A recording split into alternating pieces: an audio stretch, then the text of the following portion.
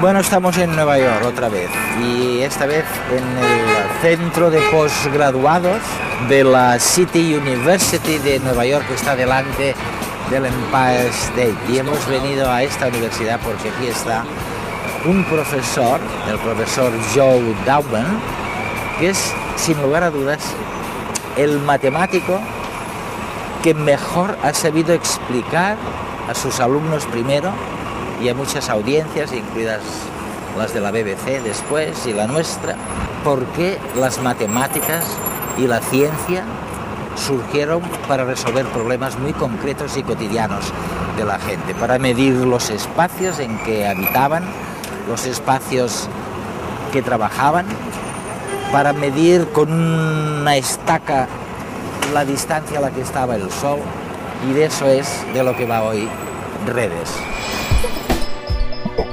¿Cuándo y por qué el ser humano se puso a contar? ¿Tenemos un instinto numérico? A veces nos cuesta creerlo, pero las matemáticas y los números se esconden detrás de cada actividad humana, desde la más trivial hasta la más sofisticada o sublime. Para tratar de perseguir los orígenes de las matemáticas, Punset viajó a Nueva York a conversar con Joseph Dowben, historiador de la ciencia y experto en descifrar el uso de las matemáticas por antiguas civilizaciones.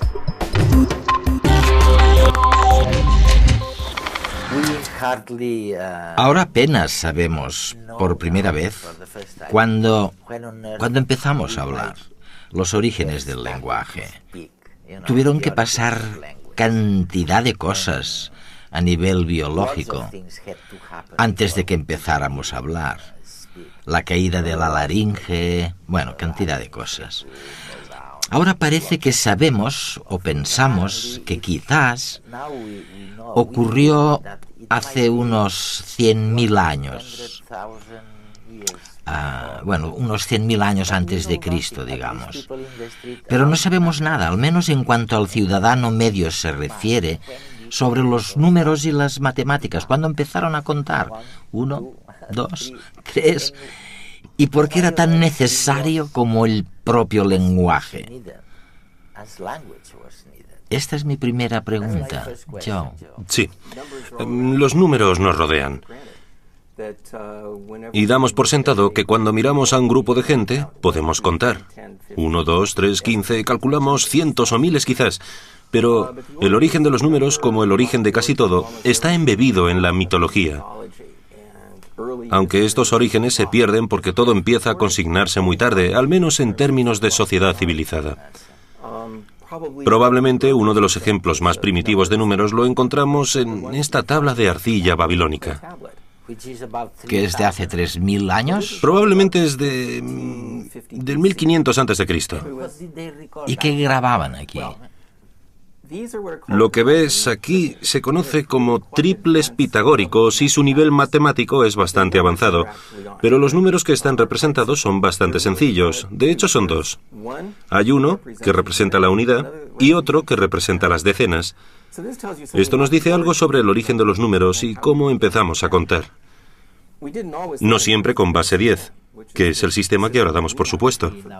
Y siempre pensamos que existe. Sí, pero probablemente los primeros números fueran sencillamente barras.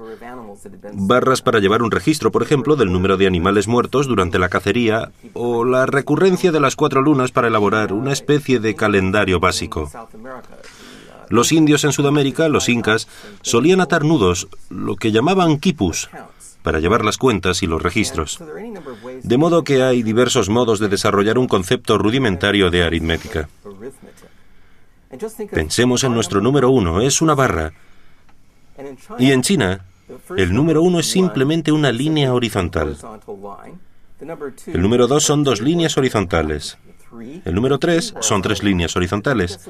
Pero es un poco difícil ir añadiendo líneas, de modo que otros símbolos entran en juego para representar los otros dígitos.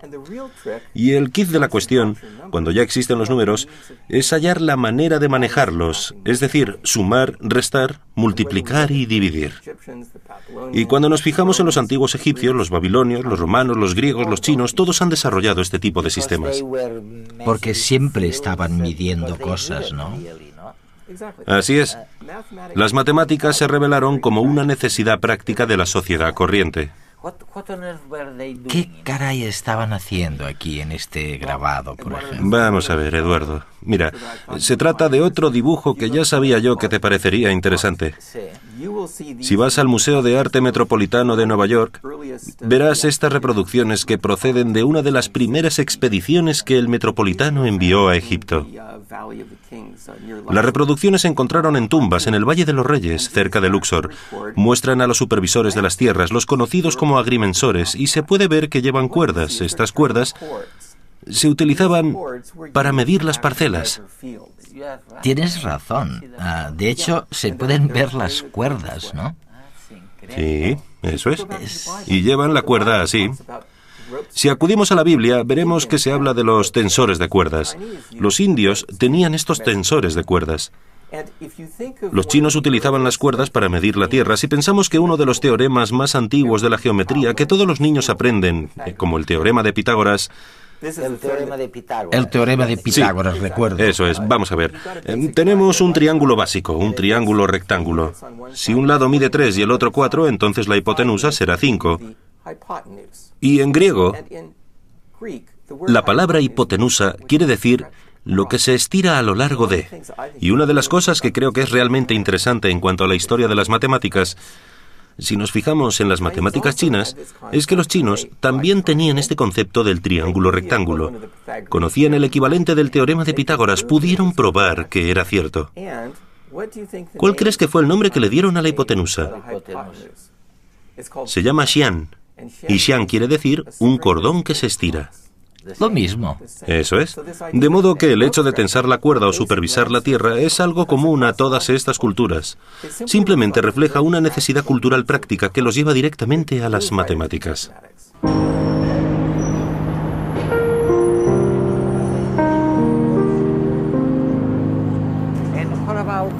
¿Y cuál fue el paso siguiente? Probablemente la astronomía, no medir lo que estaba ocurriendo en el día, en la noche. Bueno, mira el Sol. Podríamos decir, ahí está el Sol. ¿A qué distancia se encuentra?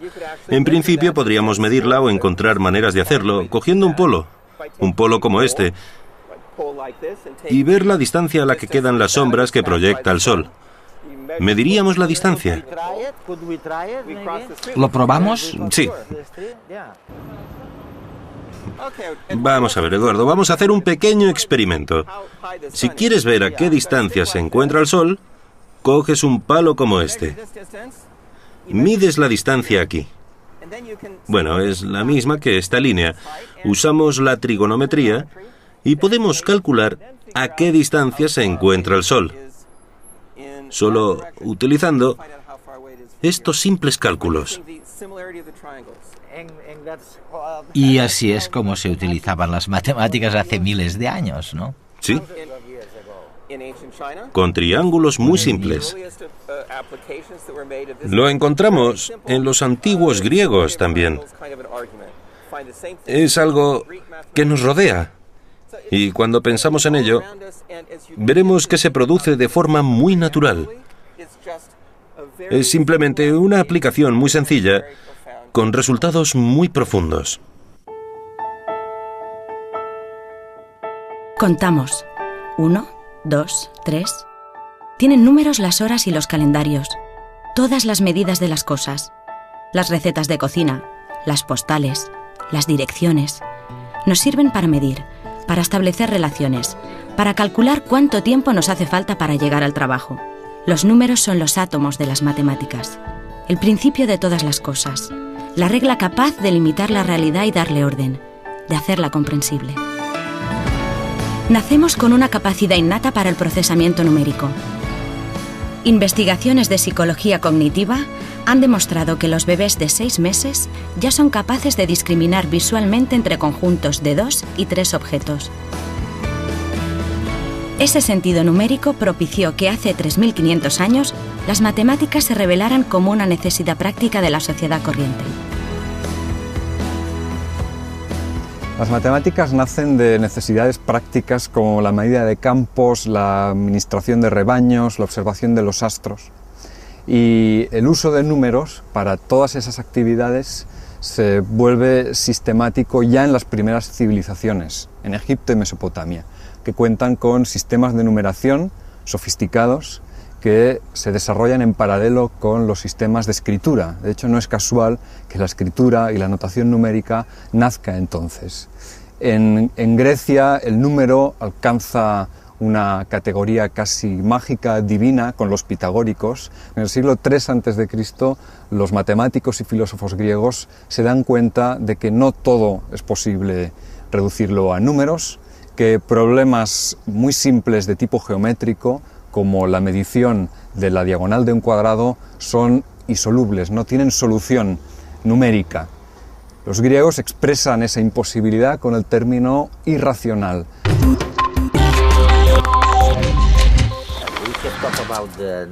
Hemos hablado de los números, de que se utilizaron para medir la Tierra, para medir la astronomía. Ahora bien, Joe, ¿cuáles serían los grandes pasos hacia adelante de esta ciencia? Quiero decir, ¿cuándo empezamos a reflexionar sobre cosas tan extrañas como el infinito, por ejemplo? Uno de mis temas preferidos, Eduardo, el infinito. Ah, sí, ¿no? Si nos remontamos a los primeros matemáticos chinos, como en el caso de los primitivos matemáticos griegos, una de las primeras preguntas es: ¿qué pasa si tenemos una longitud y la dividimos a la mitad? La dividimos otra vez a la mitad y otra vez a la mitad. ¿Llega alguna vez este proceso al final? ¿Se llega al final cuando se corta una y otra vez algo? Tiene que ver con un descubrimiento al que llegaron los antiguos griegos y que nadie más hizo. Los chinos no lo descubrieron, pero los griegos sí. Para mí es el primer paso hacia las matemáticas teóricas abstractas. Descubrieron lo que llamamos los números irracionales. Al principio, los antiguos pitagóricos creyeron que todo podía describirse en términos de números enteros o de fracciones. Entonces alguien tuvo la brillante idea de preguntar: bien, si tenemos un cuadrado y un lado es 1, ¿cuál es la longitud de la diagonal? Y los pitagóricos dijeron: debe de haber alguna fracción a o b que nos dé la longitud de la diagonal. Pero resulta que dicha fracción no existe porque la longitud de la diagonal está en números irracionales. Los griegos los llamaban números inconmensurables, pero no se puede expresar como fracción. Fue una idea muy revolucionaria para los antiguos pitagóricos, que eran una hermandad secreta en la que todos los miembros prometían guardar silencio. Y uno de los secretos fue que la diagonal del cuadrado era inconmensurable a partir del lado. No se podía valorar. ¿Y cómo se acabó sabiendo? Alguien traicionó el secreto, supongo, ¿no? Alguien se fue de la lengua. Se llamaba Hipaso. La leyenda dice que por eso lo ahogaron en el mar. Es una historia mitológica, pero tiene un significado real porque fue un descubrimiento de la magnitud que hasta los dioses se preocuparon de que se hubiese revelado el secreto. Pero para Platón no se trató de una tragedia de las matemáticas, no fue un problema. Fue un gran descubrimiento el que la mente humana pudiera revelar y probar la existencia de aquello que no era evidente en absoluto. Y solo se podía hacer mediante el pensamiento profundo, por tener cerebros. Eso es, y para mí este es el principio de las matemáticas teóricas reales. Los griegos se percataron de que podían trazar sin problemas la diagonal de un cuadrado.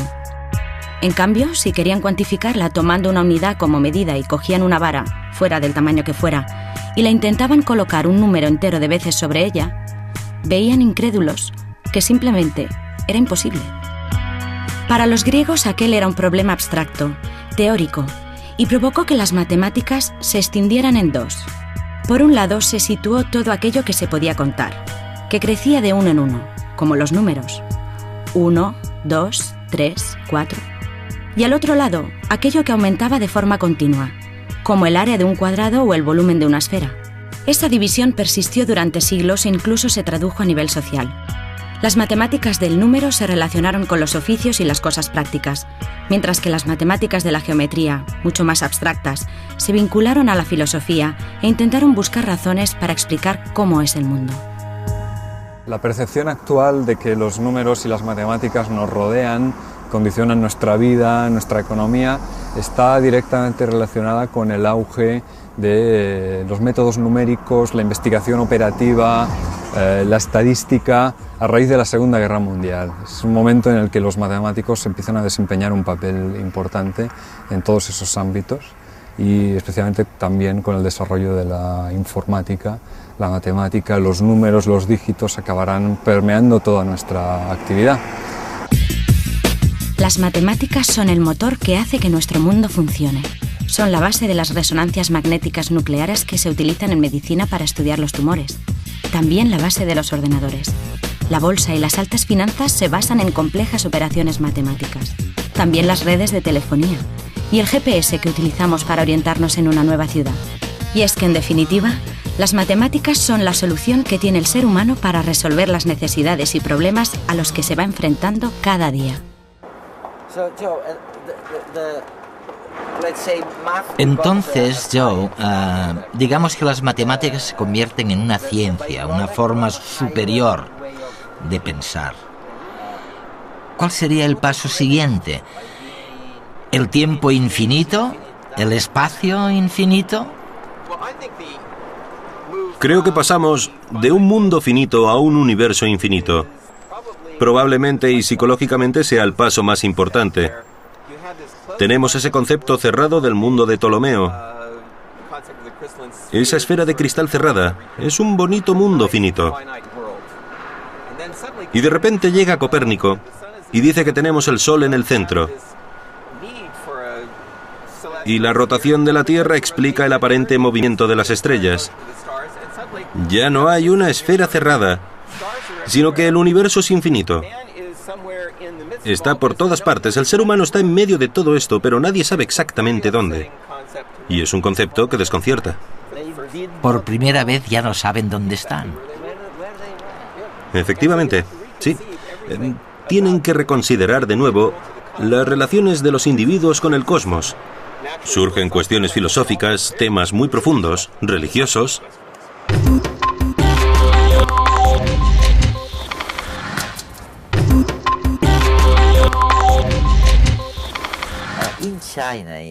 En China, en la historia de la ciencia en China, se ha dicho que la clase dirigente era bastante dogmática y que no se interesaba demasiado por las ciencias prácticas. Quiero decir, cosas como la acupuntura o el estudio del ritmo cardíaco. Les interesaban cosas más abstractas. ¿Cuál es tu visión después de haber estudiado todo eso? Quiero decir, lo que fue realmente útil, ¿es el fruto de alguna mente individual? ¿O fue la clase dirigente la que tuvo que ver con este conocimiento nuevo?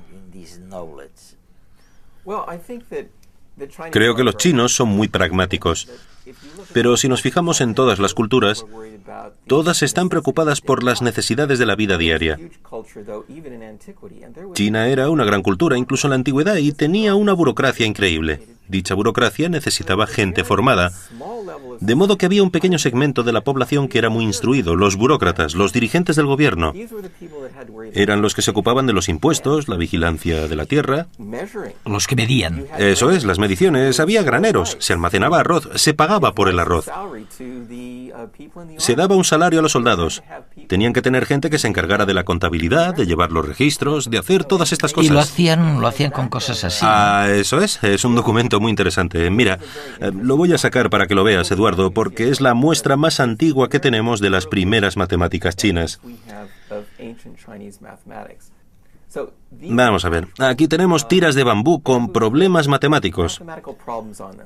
Unos 70 problemas matemáticos, entre casi 200 en estas tiras de bambú. Son problemas que explican cómo recaudar impuestos, cómo calcular el área de un campo o el volumen de una estructura concreta para una tumba que se está excavando. Así que son distintos problemas de la vida diaria.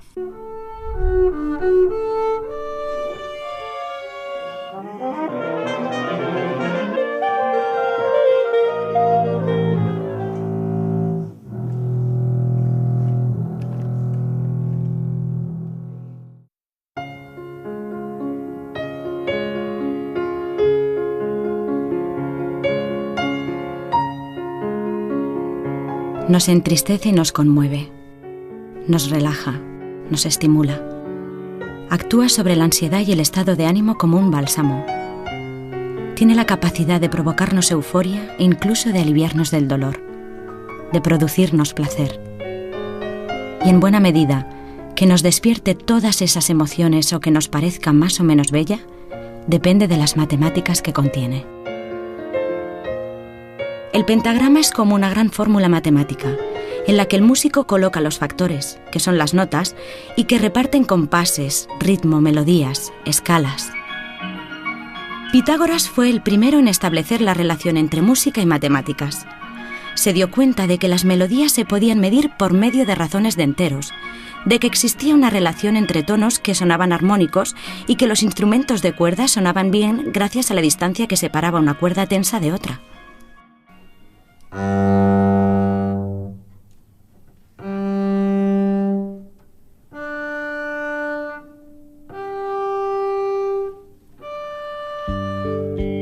Al aire, la cuerda produce el sonido fundamental.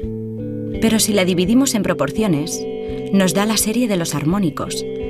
La presencia simultánea de esas frecuencias en un mismo sonido le confiere el color, y lo que percibimos como timbre depende de la cantidad de armónicos que tenga un sonido y de la intensidad de cada uno de ellos. Esas proporciones son las que definen la mayoría de las escalas y afinaciones que existen en las distintas músicas del mundo. Y aunque entre las diferentes culturas existe una gran diversidad de tipos de escalas, lo cierto es que también hay una serie de similitudes, lo que permite pensar que en músicas muy alejadas geográfica e históricamente subyacen unos principios universales basados en conceptos matemáticos. Y esta idea es muy atractiva porque nos viene a enseñar que nuestro oído, el oído que se ha ido desarrollando con los siglos, en realidad es capaz, es sensible a una serie de proporciones o de elementos matemáticos y que ha sabido responder con precisión a estos sin necesidad de ser conscientes de que existían estas relaciones. Las proporciones establecidas por Pitágoras que rigen en la música son las mismas que utilizó el arquitecto catalán Antoni Gaudí para proyectar las grandes medidas de la Sagrada Familia, incluso diseñar los pequeños detalles, desde la nave central y la altura de cada uno de los pisos hasta las custodias. Gaudí estudió los trazados de las figuras geométricas y sus propiedades ligadas a la acústica y a la iluminación. Era muy hábil y en lugar de utilizar formas simples, jugaba con superficies regladas, que oscilan como las hipérbolas y le confieren una gran riqueza de curvaturas al templo. Los pináculos de la Sagrada Familia son otro verdadero rompecabezas tridimensional matemático. No hay cubos, ni planos, ni objetos cúbicos. Son una combinación de formas complejas que tienen como base los poliedros y que siguen un patrón matemático. A lo largo de tantos años trabajando en la Sagrada Familia y viendo que él no podía acabar la obra, tenía que buscar una manera clara para transmitir todo lo que él quería a las generaciones de arquitectos futuros que tenían que continuar. Y nada mejor como las matemáticas y la geometría clara y unívoca para definir una forma concreta, que no aquellas formas sinusoides naturales abstractas que no respondían a una condición concreta como podía ser la fachada ondulante de la Pedrera, ¿no? En cambio aquí, cuando va haciéndose mayor en edad, va buscando siempre este soporte, la geometría arreglada, que con pocos puntos, pocas definiciones matemáticas, tiene definido todo unas bóvedas de un proyecto, ¿no? Conceptos como la simetría, las formas geométricas, las proporciones matemáticas, rigen muchas de las creaciones artísticas del ser humano y le confieren su belleza. La danza, por ejemplo, conlleva una visión más dinámica del mundo de las proporciones. En ella las matemáticas se manifiestan en forma de procesos, desarrollos lógicos en acción. Muchas composiciones flirtean con la geometría, con patrones y secuencias numéricas. A lo largo de la historia y en todas las culturas, las matemáticas y el arte han estado profundamente relacionados. La belleza de la Sagrada Familia, de una rosa o de una fuga de Bach, no sería tal sin los principios matemáticos que encierran. Inconscientemente, reaccionamos a esas relaciones matemáticas aún sin entenderlas. Son un lenguaje universal del que el ser humano se ha servido, se sirve y se servirá para crear. Es mágico, ¿eh? Quiero decir, probablemente la ciencia fue mágica en sus orígenes. Pero, ¿tienes ejemplos de este vínculo entre la magia por un lado y la ciencia por otro? En China. ¿En China? Bueno, de hecho es interesante porque en 1899, creo, se hizo un descubrimiento en China de lo que llamamos los huesos de oráculo. De hecho, hay un ejemplo aquí mismo de cómo son esos huesos de oráculo. Es el yeso o la parte inferior del caparazón de una tortuga. Y lo que ocurre es que los huesos de la tortuga se queman, por lo que el hueso se agrieta. Después se interpretan esas grietas y se inscriben en dichos huesos los primeros caracteres chinos. Los primeros ejemplos que tenemos son números grabados. Se utilizaban para pronosticar o predecir grandes acontecimientos, importantes para la burocracia china.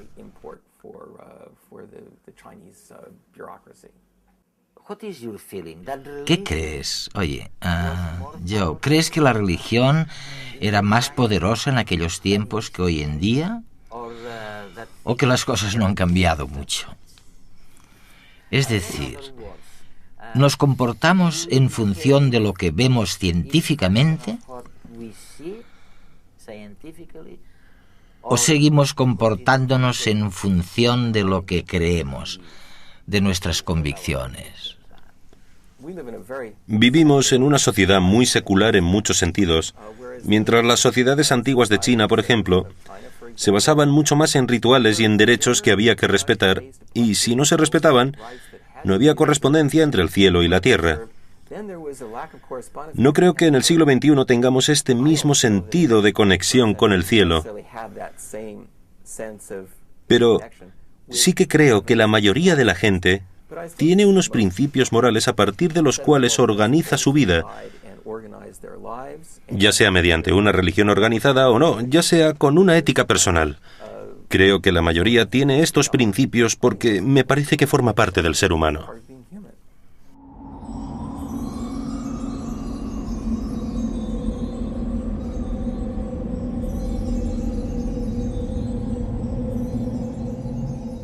I